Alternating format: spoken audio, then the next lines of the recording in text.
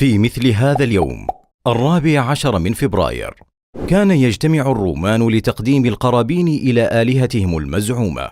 فهو يوم عيدهم الوثني. ثم صاروا يحتفلون فيه بذكرى القس فالنتاين الذي قتله قائد الرومان لمخالفته الأوامر، فاتخذوا هذا اليوم عيدا تخليدا لذكراه، فأخذه عنهم النصارى، وأصبح هذا اليوم عيد الحب عندهم. وإن تعجب فعجب أمر بعض المسلمين الذين يتشبهون بهم ويشاركونهم في هذا الاحتفال،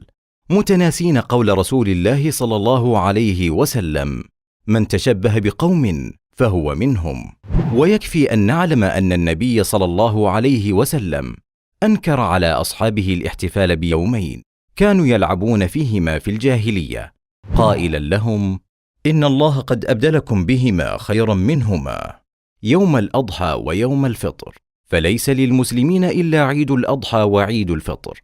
وعليه فلا يجوز للمسلم